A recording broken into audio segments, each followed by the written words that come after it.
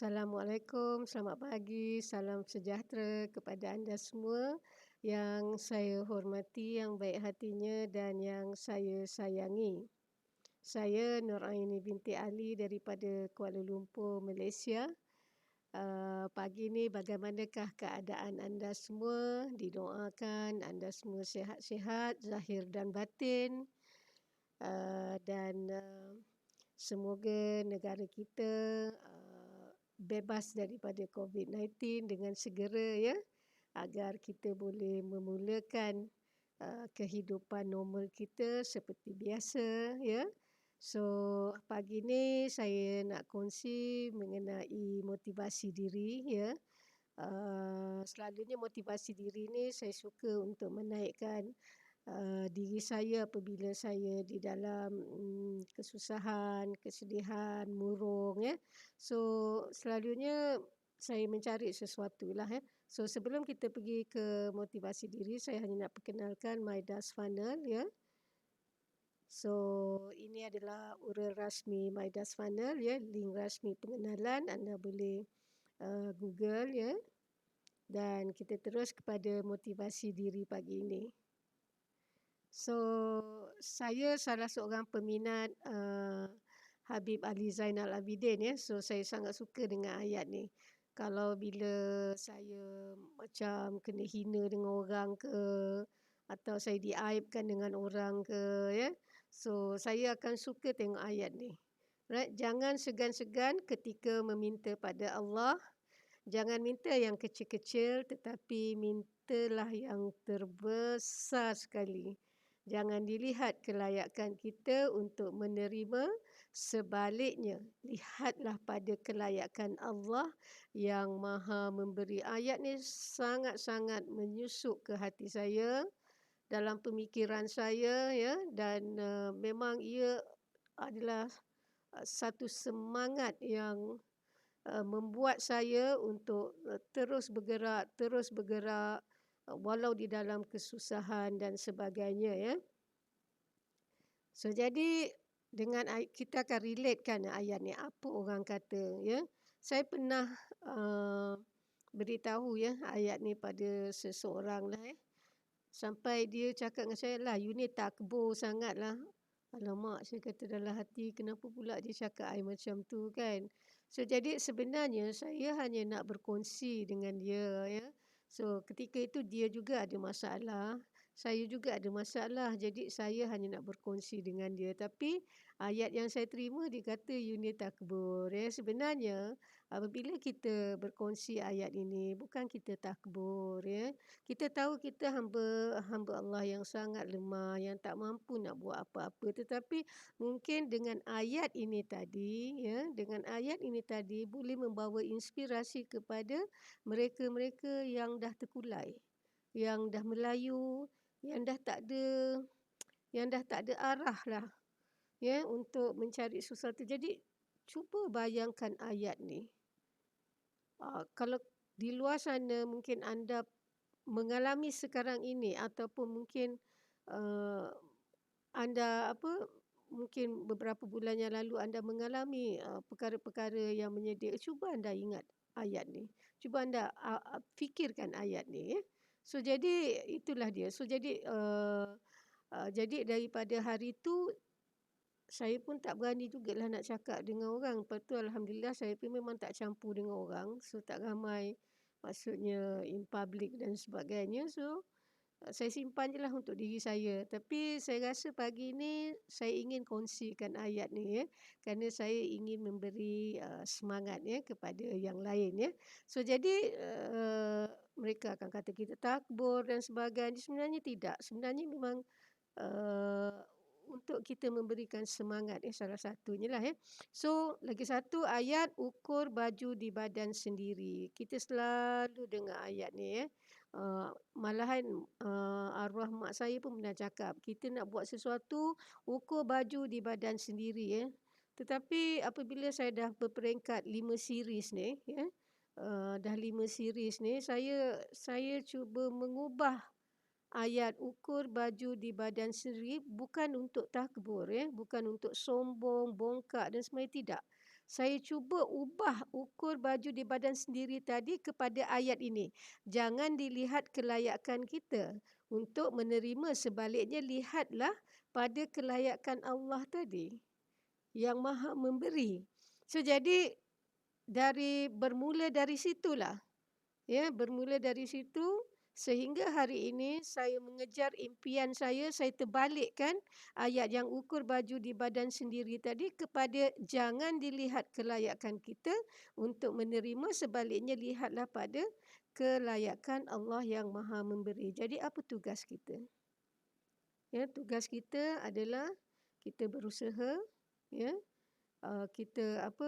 mengejar impian kita tadi perlahan pun tak apa, tapi perlahan sedikit demi sedikit, ya, dan kita berdoa meminta rahmat daripada Allah, ya, the blessing of Allah tu untuk kita mengejar apa yang ingin kita kejarkan. Kalau kita ikut kalau kita fikirkan secara logik lah, sebab ramai orang akan berfikir dengan logik, ya, dia kata alah tak ada duit, macam mana nak buat berniaga, tak ada ini, macam mana nak buat berniaga. Tapi saya teringat pula kata Tun Mahathir, ya, bahawa kita semua memang tak ada modal pun, tapi otak yang Allah bagi tadi, akal yang Allah bagi tadi, ya, itu kata Tun lah. Lepas tu kata Pak Lah pula, ya, dah kita bagi kapal, dah kita isi barang dalam kapal semua, pandai-pandailah cari minyak untuk jalankan kapal tu. Tu Pak Lah lah pula kan.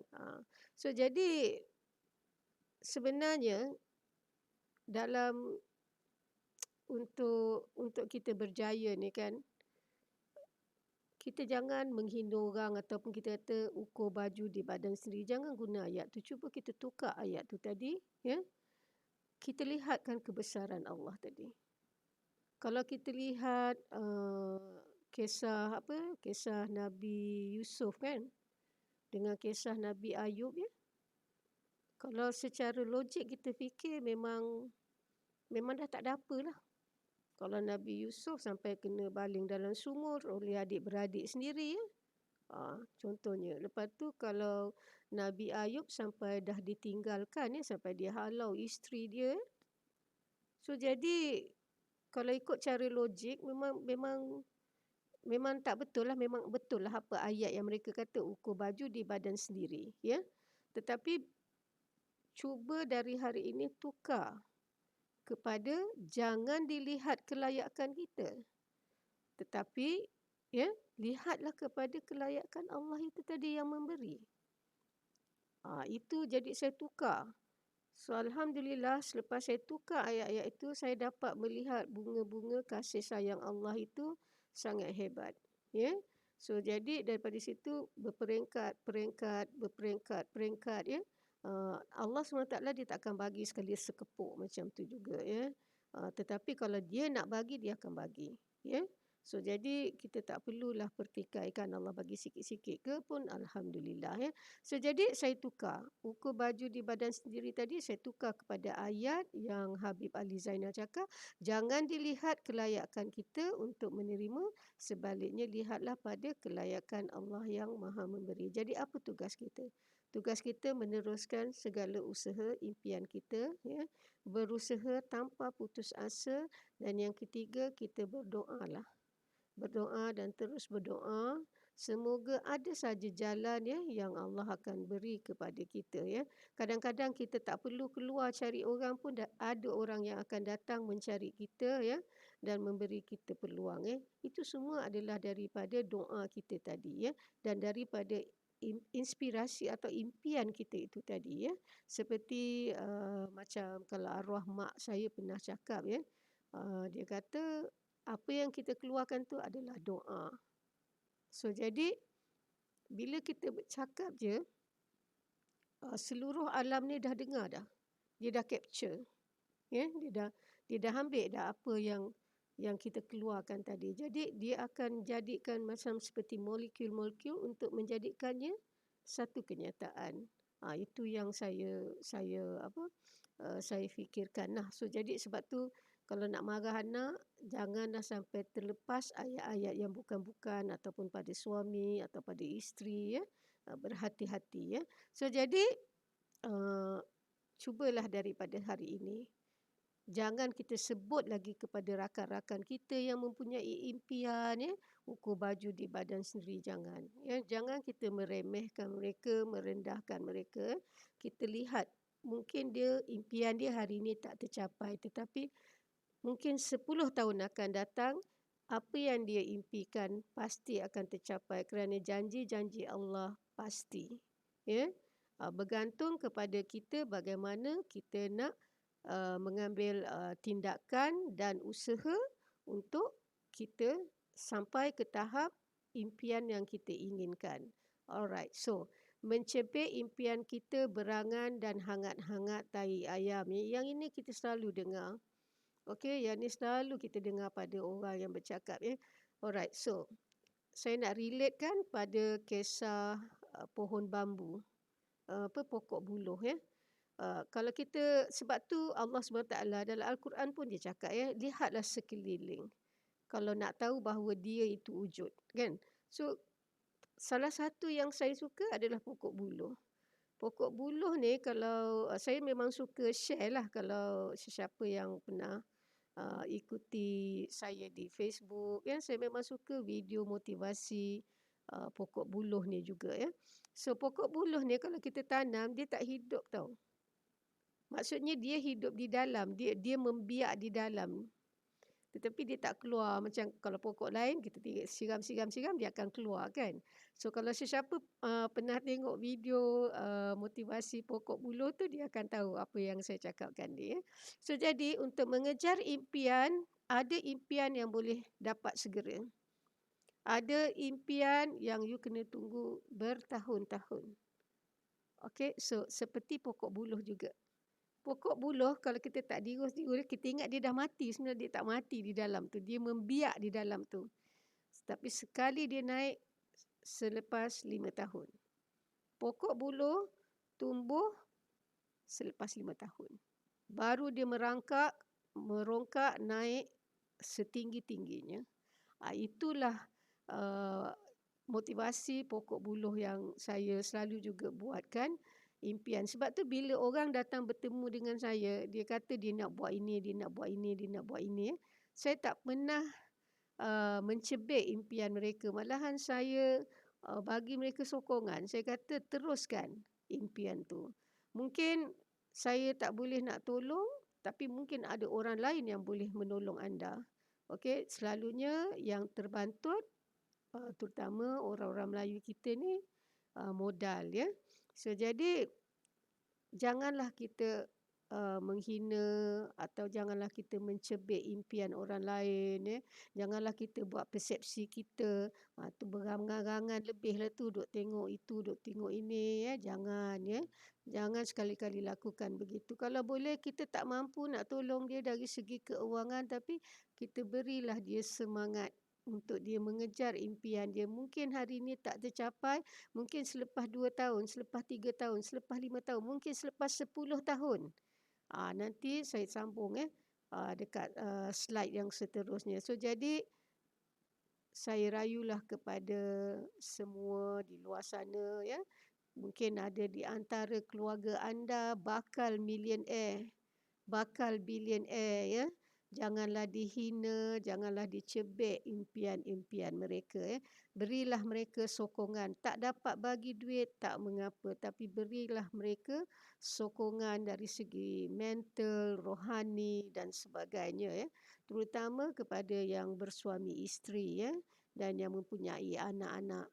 Kena sokong. Sekiranya isteri melakukan sesuatu untuk kejayaan, si suami dan anak-anak kena berikan sokongan.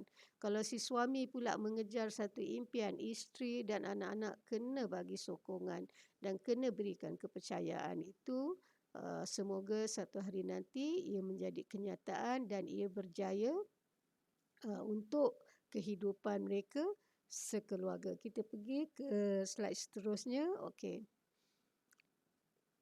Ramailah ya, orang tanya saya, siapa sahabat you ya?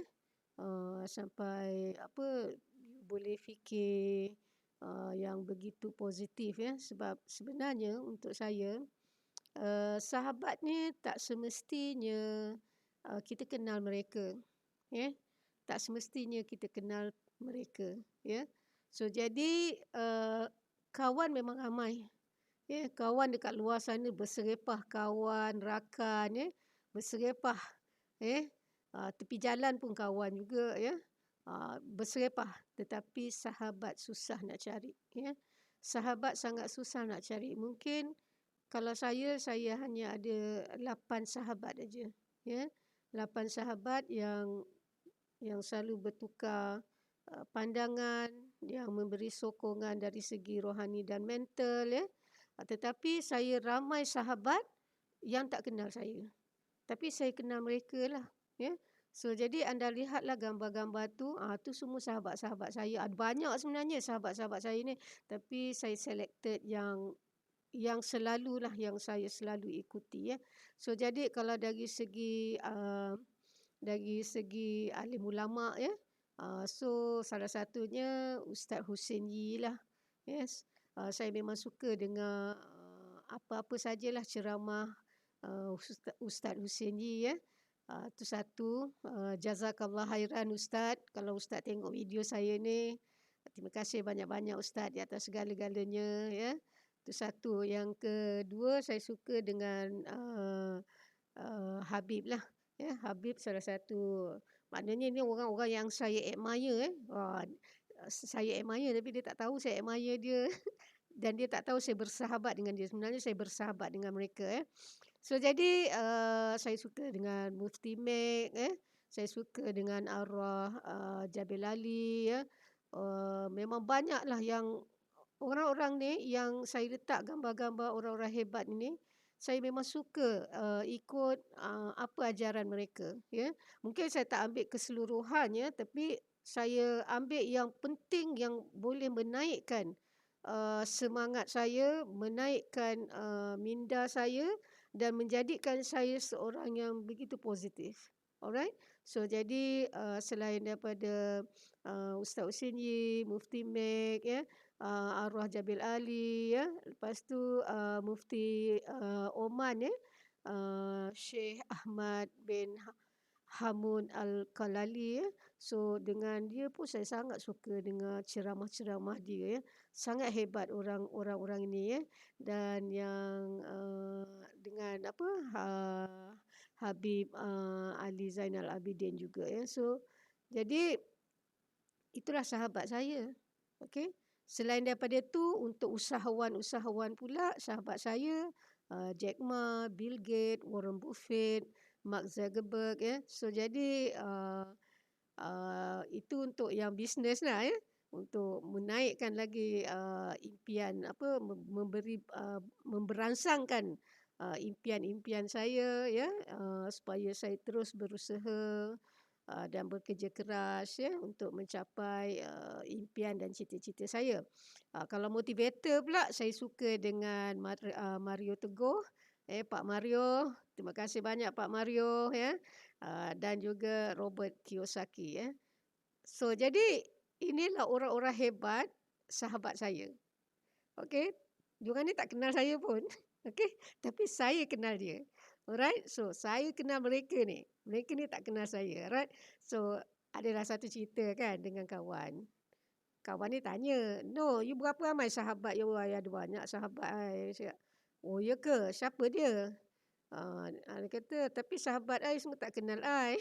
Dia kata, "You gila lah, No." Cakap, "Bukan gila. I cakap kat you. I cakap you betul-betul. You tanya I ada sahabat ke tak ada. I cakap lah dengan you I ada sahabat. Tapi sahabat I, mereka tak kenal I. Tapi I kenal dia. So you gila lah, No." Dia cakap macam tu kan.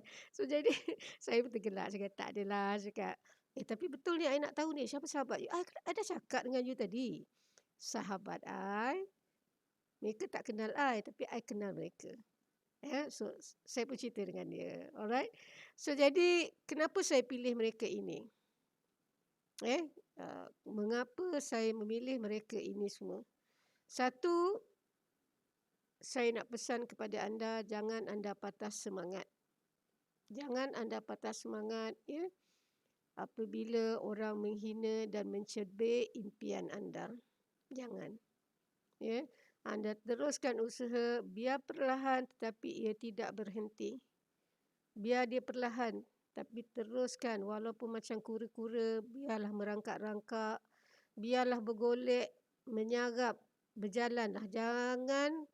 Jangan sekali berhenti. Kejarlah impian-impian anda, ya.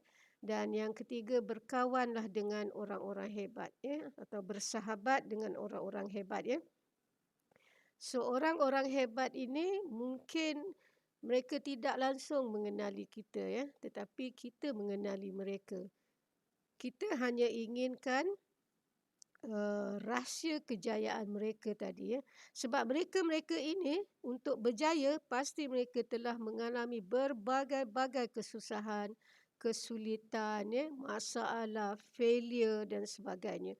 So jadi kita ikuti dan kita baca bagaimana mereka begitu berani, ya. Berani seperti ayat yang kata tadi, mintalah yang besar-besar tu tadi, ya, kepada Allah, ya. So jadi kerana mereka tahu ada satu benda yang akan memberi kepada mereka kejayaan itu. Tak lain tak bukan Maha Esa. Ya, walaupun mereka ini berbeza-beza agama, berbeza-beza bangsa, tapi kejayaan itu pasti kalau kita tengok mereka pasti akan relate kepada Yang Maha Esa. Mereka tak akan tinggalkan, ya. Kerana mereka tahu kenapa mereka berjaya. Alright, so jadi berkawanlah dengan orang-orang hebat at least untuk mendapatkan aura kejayaan dan aura diri untuk menaikkan mental kita, menaikkan rohani kita, ya. Dan selepas itu jadilah hamba Allah yang merendah hati, ya. Merendah hati, be very humble, ya. Janganlah terlalu sombong, ya. Baru dapat sikit harta dah bongkak, takbur dan riak. Jangan, ya. Jadilah hamba Allah yang merendah hati, be lah humble dan sebagainya. Alright. So saya harap dengan perkongsian saya pagi ini yang related, ya, kepada ayat ini tadi, jangan segan-segan ketika meminta pada Allah. Jangan minta yang kecil-kecil tetapi mintalah yang terbesar sekali. Jangan dilihat kelayakan kita untuk menerima, sebaliknya lihatlah pada kelayakan Yang Maha Esa, Yang Maha Memberi, ya. So, kita pergi kepada contoh, ya. So, jadi kepada mereka yang mempunyai impian yang besar ni tadi, mungkin dah buat 15 tahun yang lalu tak dapat-dapat, janganlah putus asa. Janganlah putus asa. So, inilah 12 orang, yang berjaya di usia yang lambat, usia yang lewat, ya. So, saya nak tekan hanya pada dua ni. Ya, yang pertama ni anda mesti kenal siapa dia, dan yang kedua ni juga anda mesti kenal siapa dia. Okey, satu daripada KFC, satu lagi daripada McDonald. Kalau kita tengok background dia ni sangat sedih, ya. Sangat sedih, tetapi mereka lah founder, yang terkenal sekarang ni McDonald satu dunia, ya. Yang ini juga, ya, kalau kita baca kisah hidup mereka sangat inspiring. Saya sangat suka. Saya tak tahu kenapa tapi saya memang suka, sebab tu saya lebih suka luangkan masa saya, hidup saya di rumah saya sendiri. Ya, saya kurang nak berkawan atau nak keluar, dan macam saya hanya keluar pada serta-serta tempat saja, ya. Satu, urusan-urusan kerja saya, ya. Kedua, urusan penting, mungkin urusan untuk anak-anak, untuk yang lain-lain lah, ya. Dan yang tempat yang paling-paling saya suka kalau keluar adalah di taman. Ya, taman atau apa-apa saja yang green lah, ya. Itu kesukaan saya sebab di situ terlalu banyak inspirasi yang akan saya terima. Alright. So jadi anda jangan rasa anda sudah terlewat, ya. Kalau kita tengok KFC, kejayaan dia bila? 62 tahun. Kalau kita tengok McDonald, 52 tahun. So, sekira anda sekarang baru 40 tahun, baru 30 tahun, jangan putus asa. Teruskan kejar impian anda. Teruskan berdoa kepada Yang Maha Esa, ya. apa-apa pun rujuk balik dengan dia, ya. So, mintalah yang besar-besar. Jangan minta yang kecil-kecil, minta terus yang besar-besar, tetapi nawaitu tu kena ikhlaslah. Bila nak minta besar tu atas dasar tujuan apa? Atas dasar tujuan apa? Adakah untuk buat balik charity seperti seperti Abid Liu, ya. Saya memang bangga sangatlah dengan Abid Liu, ya, dan saya berterima kasih kerana ada salah seorang rakyat Malaysia yang tidak ada title, ya, hanya rakyat biasa yang begitu hebat, dan saya sangat-sangat menyayangi dan menyukai salah satu juga, ya, yang saya admire, Abid Liu. Alright, so jadi nawaitu kita tadi, kenapa kita nak berjaya? Kenapa bila kita berjaya, apa kita nak buat? Ya. So jadi renung-renungkanlah, fikir-fikirkanlah apa yang saya kongsikan hari ini, semoga membawa ataupun menghidupkan semula impian-impian yang mungkin dah terbantut, dah terlupa, ya. Semoga dengan video yang saya buat hari ini akan memberi satu harapan baru, ya, satu inspirasi baru untuk anda di luar sana, menggerakkan semula diri anda, mengambil tindakan untuk anda mengejar impian dan kejayaan anda, ya. Saya doakan untuk anda semua. Ya, saya doakan untuk anda semua, semoga tahun ini atau juga tahun depan, ya, atau seberapa segera anda akan berjaya di dalam impian yang anda kejar selama ini. Alright, so itu saja daripada saya untuk pagi ini. Dan saya nak ucapkan jutaan terima kasih kepada anda semua yang saya hormati, yang baik hatinya dan yang saya sayangi. Sekali lagi, saya Nur Aini binti Ali daripada Kuala Lumpur, Malaysia, dan jangan lupa, ya, nanti klik like, subscribe dan tekan butang loceng. Sampai kita ketemu lagi di video-video saya yang akan datang. Bye-bye.